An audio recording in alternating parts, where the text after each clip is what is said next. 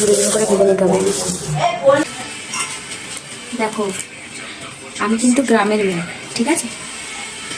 আমার খুব ইচ্ছে করেছে এই নিম পাতা খেতে, নিম পাতা আর বেগুন, নিম বেগুন যেটাকে বলে, সেটা খেতে।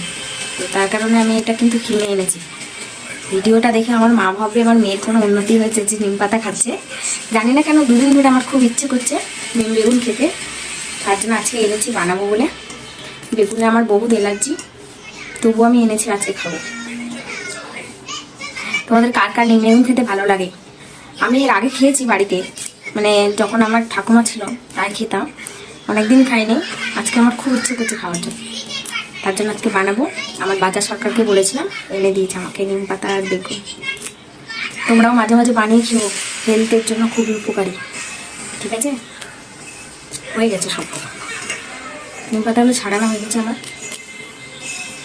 আর নেই। দেখেছ এই কটা হয়েছে, এই কটা। এই কত নিয়েছে, কত নিয়েছে নিম পাতাটা?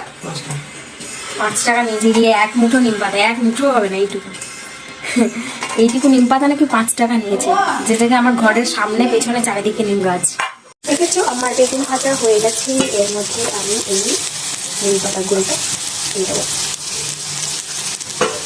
আমি কিন্তু এর আগে কখনোই নিম বেগুন বানাইনি, এটা আমি অনলাইন থেকে দেখেছি একবার এভাবে বানাতে, তার জন্য আমি একবার ট্রাই করে দেখছি। জানি না খেতে কেমন হয়, ভালো লাগলে তো ভালো হয়। লঙ্কাও দিই, ঠিক আছে? দেখতে তো সুন্দর লাগবে, খেতে কিরম লাগবে জানি না।